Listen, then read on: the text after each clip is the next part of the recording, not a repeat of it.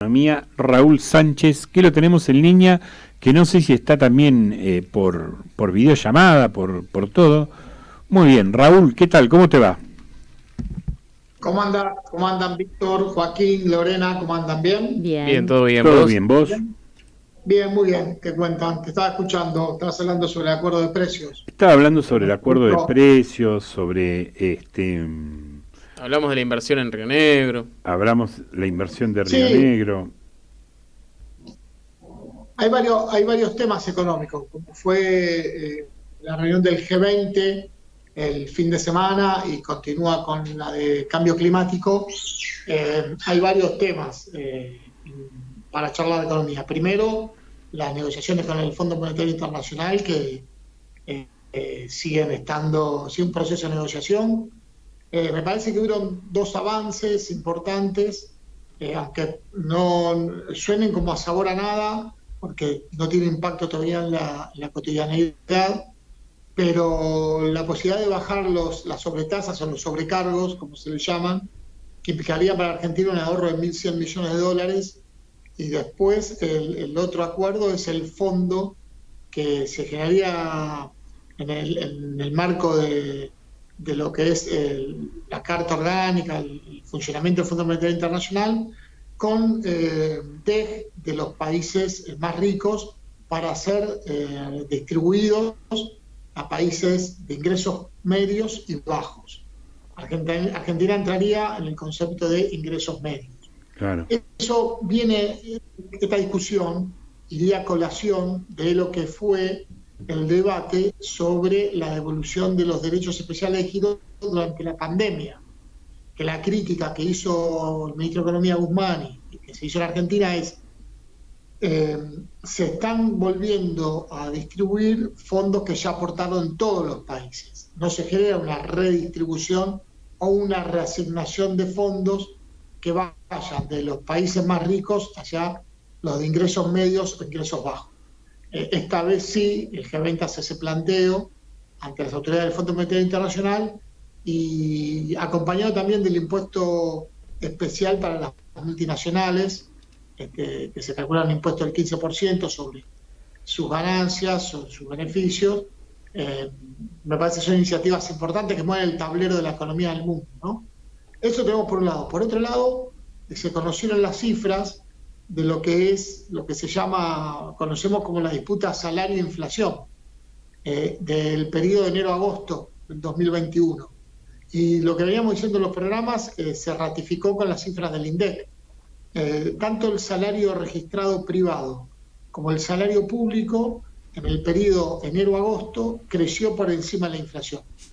Lo que no ha crecido ni ha alcanzado a empatar en la inflación es el salario no registrado, el salario privado no registrado. Todo lo que se conoce popularmente como trabajo no registrado, que tiene un sueldo, pero que los aumentos van por debajo de los registrados en el empleo público, que se puede por paritarias. Yo acá igual hay que recordar, a mí también siempre un poquito de historia es bueno hacerlo, ¿no? Si uno compara en el 2018 los salarios crecieron cerca de un 30% y la inflación fue del 48%. En 2019 los salarios crecieron 41% y la inflación fue del 54%. En el 2020 los salarios crecieron 30% y la inflación fue del 36%. Ahora, en el 2021 ya los salarios están por encima, los salarios privados y el sector público están por encima de la inflación. Quiere decir que es probable que a fin de año lleguemos a ese punto donde los salarios estén por encima de la inflación. Digo esto porque es un debate anual en donde los últimos años Macri los salarios quedaron desfasados del ritmo inflacional. ¿Me escuchan ahí? Pues Sí, veo que sí. se está... Sí, sí. ¿Hola? ¿Me escuchan? Sí, perfecto. Pues como que se estaba interrumpiendo la llamada. Digo, este es un dato para tenerlo en cuenta, porque lo mismo con los puestos de trabajo. En el segundo trimestre del 2020 teníamos 17.131.000 puestos de trabajo. Hoy, en el segundo trimestre de 2021, ya tenemos 20.086.000 puestos de trabajo. Es decir, se recuperaron casi 3 millones de puestos de trabajo el año pasado, este año. Estos son puestos de trabajo registrados. Claro, la cifra comparado con el segundo trimestre de 2019 todavía es baja, todavía falta recuperar alrededor de 500.000 puestos de trabajo. Pero, me parece que se va camino a la recuperación. Yo la otra vez, el martes pasado, estando en el estudio, le decíamos, lo que se estima el crecimiento de la economía va a ser superior al 8%. El anuncio de inversiones que se hizo ayer, de casi 10.000 millones, la inversión más grande de la última década en la Argentina, la inversión privada extranjera más grande de la última década, que no va a llegar toda junta, no hay que sobredimensionarla, pero cuando se dice muchas veces que no se confía en el país, están estas demostraciones de hechos concretos que no están así. Hay empresarios extranjeros que confían en el país y hubieron anuncios de inversiones durante todo el año. Hay que recomponer la economía argentina. Hoy, recién yo estaba hablando, me decían, ¿cuál es el trasfondo de la pelea? Estaba hablando con compañeros de trabajo, y me decían, ¿cuál es el trasfondo de la pelea con el FMI? Y el trasfondo de la pelea con el FMI es que el acuerdo que hizo Macri implica que el año que viene hay que pagarle 18.000 millones de dólares. Entonces, eso es lo que el punto de discordancia. Entonces, es muy lindo hacer un acuerdo con el FMI en 2018 para pagar en el 2022 20.000 millones de dólares. Y ya le pagamos este año al FMI 4.000 millones de dólares de los que se pidieron en 2018. No es menor la cifra que se están aportando.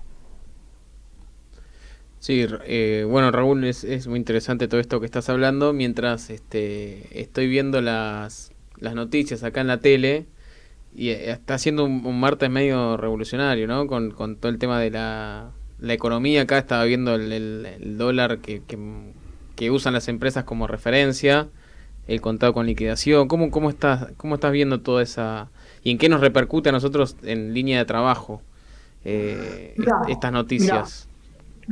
Octubre siempre es un mes particular con política cambiaria. Ajá. Este octubre y estos primeros días de noviembre, con las elecciones dentro de 2 semanas, se tornan todavía doblemente particulares. Si vos recordás, el año pasado, octubre del año pasado, fue una de las corridas cambiarias, y el Banco Central perdió más de 600 millones de dólares de reserva, casi 1.000 millones de dólares de reserva para el año pasado. Sí. Me acuerdo que toda la gente había fila para sacar, digamos, los dólares de la caja de seguridad o de las cuentas. De las cajas de ahorro, sí, etcétera. Este año, el Banco Central de la República Argentina terminó con saldo positivo en materia de reservas, incrementó las reservas. Esto fue producto de las nuevas condiciones que el Banco Central impuso para ofrecer dólares a los importadores. Esto obviamente requiere ser cuidadoso. ¿Por qué? Porque cuando vos no permitís la importación de ciertos productos, se pueden trabar algunos procesos productivos. Entonces, el gobierno, salvado octubre, ahora volvió a flexibilizar cierta cantidad de dólares y permisos de importación para que no se traben los procesos productivos. En el medio están los que especulan que el planteo es hay que devaluar. Este es el planteo.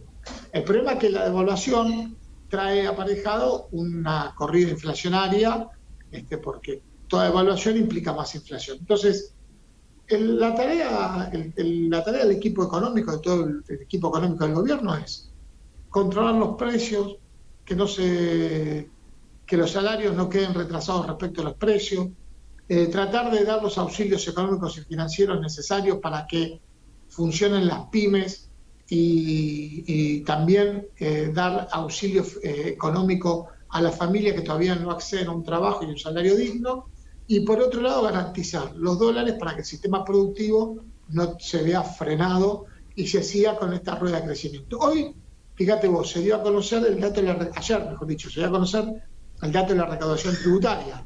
Volvió a crecer por encima de la inflación.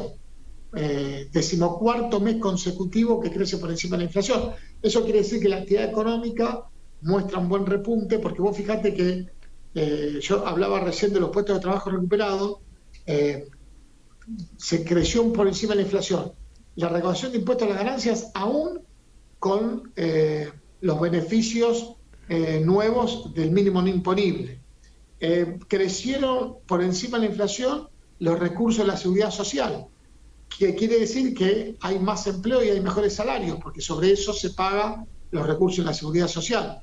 Crecieron obviamente los ingresos por exportaciones e importaciones, todo lo que tiene que ver con impuestos aduaneros, como se le llama, pero también creció el impuesto interno y todos los impuestos que tienen que ver con las actividades económicas.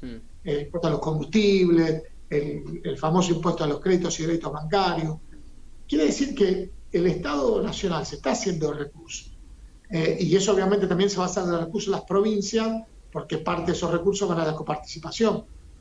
Y seguramente las provincias también van a reflejar esa mejora en los ingresos provinciales.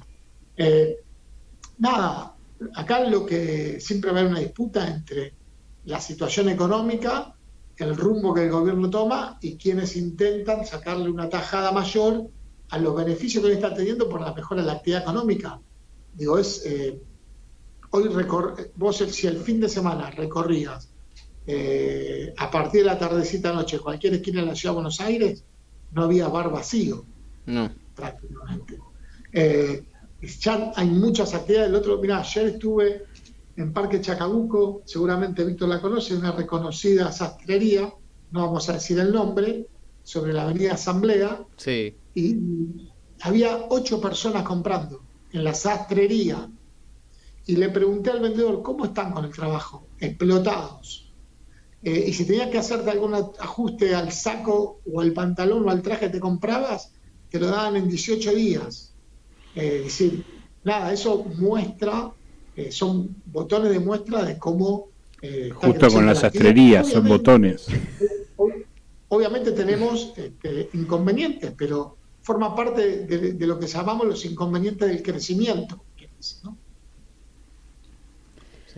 Y tengo una consulta, Raúl, porque hoy me enteré una noticia muy buena.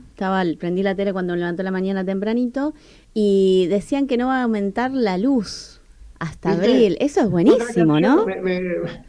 Vi la noticia y automáticamente, te voy a contar una anécdota, automáticamente me reí porque ayer un taxista me dijo, ahora pasa las elecciones y se aumenta la luz y el gas. ¿Cómo están los taxistas hoy? Hoy tuvimos un episodio también con un taxista. Yo veo la noticia... y eso, vamos a ser sinceros, ni nos pusimos de acuerdo en decir esto, Lorena. No. Y vi la noticia y me acordé del taxista, porque los aumentos de tarifas ya se dieron este año.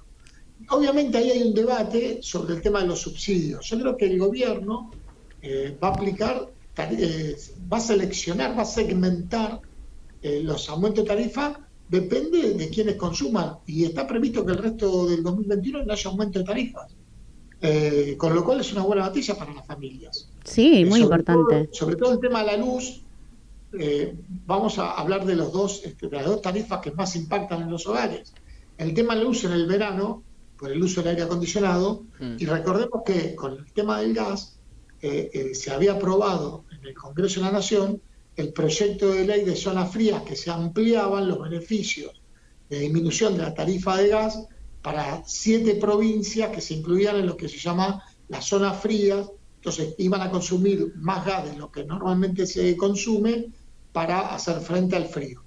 De hecho, también se dieron a conocer beneficios de cuánto había disminuido el pago de tarifas en esas zonas a partir de la aprobación de ese proyecto. Las tarifas no está previsto aumentarlas.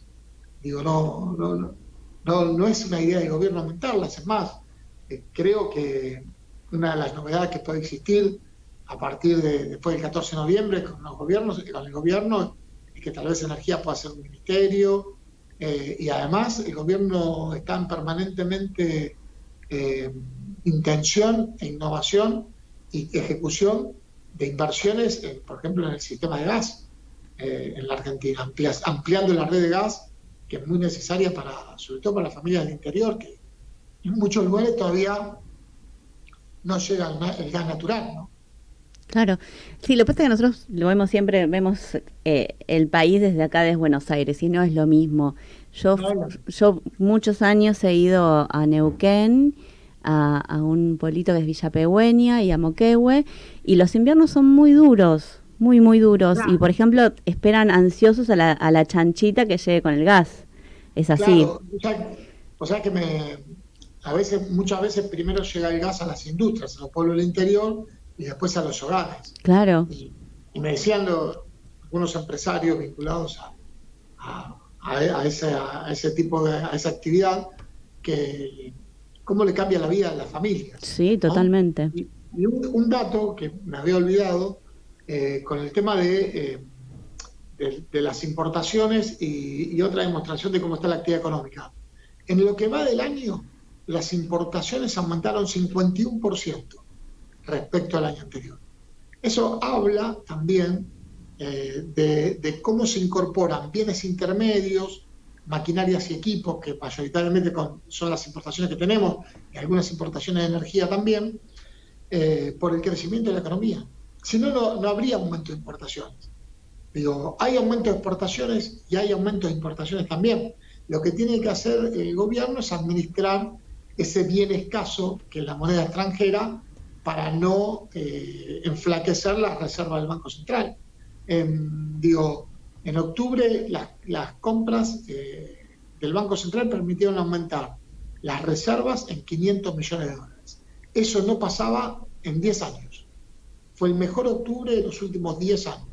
Entonces, yo creo que también todos los movimientos por abajo con la cotización del dólar, con la cotización de otras monedas extranjeras y con las especulaciones hacia el futuro, tienen también como un punto de partida estas acciones del Banco Central, que son para proteger las reservas, ¿no?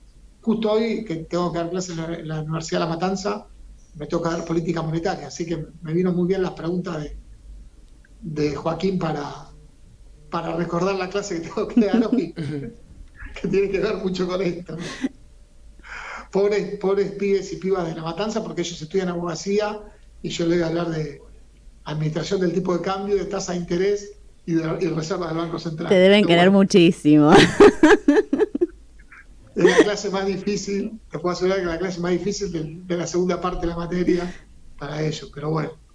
No, me parece que esto está pasando en la economía, y con el tema del control de precios, yo me quedo con eso último que dijo Víctor, que son medidas temporarias, lo normal, lo sano en la economía. Ahora estamos tratando de sacarlo a lo sano. ¿Va a estar Claudio? Bueno, Claudio, de esto... No, como dijiste, lo sano. No, estoy a full, Está rápido. No, porque digo, la medida del control de precios o de precios máximos son medidas de excepción, no son la norma. La inflación se corrige con un buen funcionamiento macroeconómico.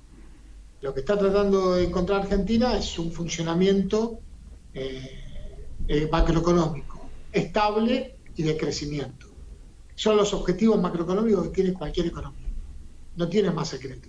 Entonces, el control de precios y los precios máximos sirven para estabilizar en un punto y para que no se cometan abusos, para que no haya lo que llamamos en economía una inflación inercial, que por inercia se aumentan los precios y no se sabe por qué. Porque el precio puede aumentar porque aumentaron algún tipo de costos o porque quieren mejorar los beneficios. Cuando se da sin saber por qué, se le llama inflación inercial. Hay como una inercia a querer aumentar los precios.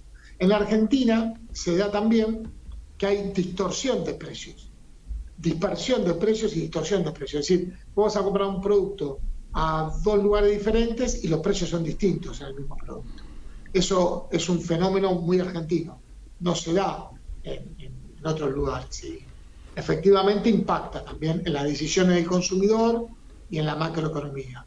Eso también merece un control. Lo que sí hay que tener claro es que los controles después tienen que tener un resultado posterior. Es decir, vos controlás un precio y no se cumple con ese precio, bueno, ¿qué sanción le aplicás?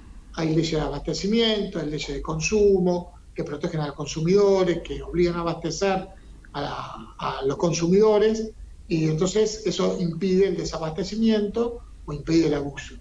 Entonces tiene que tener un Estado que también pueda aplicar esas leyes, porque si no vamos a un sinsentido. Pero básicamente eso es lo que está pasando hoy con la política antiinflacionaria, que aparentemente el índice de inflación de octubre va a dar más bajo que el de septiembre. Entonces, el objetivo en parte se habrá cumplido, como quien dice. Uno quisiera que esté más bajo, pero por lo menos seguimos manteniendo una especie de tendencia a la baja después del aumento de la inflación del mes de septiembre. Bueno, Raúl, hasta acá hemos llegado. Y hablamos de todo. Hablamos de todo hoy. Así que bueno, el martes que viene nos vemos. El martes que viene estamos ahí. Bueno. El martes que viene estamos ahí. El martes 9 de noviembre, que el mismo martes el martes 9 de noviembre vamos a hacer la charla, después le voy a mandar la invitación, a las 7 de la tarde con Marcelo Figueiras, el presidente de Laboratorios Richmond, que produce la vacuna Sputnik en la Argentina, y es contador público de la UBA, Joaquín. Mirá, perfecto. Por eso hacemos la charla con él. Muchas veces que se denosta a los contadores públicos, hubo uno que apostó por la industria nacional y hoy es líder en la industria farmacéutica argentina, ¿no? Sí, está vacunando, está haciendo la vacuna hace varios meses. Sí, está haciendo la Sputnik y ha sido importante porque el componente 2, que teníamos problemas con Rusia, se pudo fabricar en Argentina y con eso pudimos... La Sputnik Vida también. La vacunación. ¿Qué, Joaquín? No, que también estaban con la Sputnik Vida, digo. También, sí, están con el componente 1, 2 sí. de Sputnik Vida. Perfecto. Así que el martes que viene voy ahí y de paso les digo a qué hora es la charla y por Zoom les paso los links. Así están y pueden escucharlo en boca de él, cómo fue todo el proceso de desarrollo de esa vacuna, ¿no? Y la inversión que está haciendo, porque está construyendo una planta en provincia de Buenos Aires para producir toda la vacuna completa en Argentina, y está haciendo una nueva planta con fondos también que colaboró el Estado Nacional. Es una forma de incentivar a la industria nacional. Bueno, muy bien, Raúl. Te dejamos y te ahí. agradecemos, ¿eh? Te mandamos un gran abrazo. Abrazo a todos y besos a Lorena. Bueno. Besos. Chau. Chao. Bueno, muy bien, 14:50. Vamos a un gran tema musical.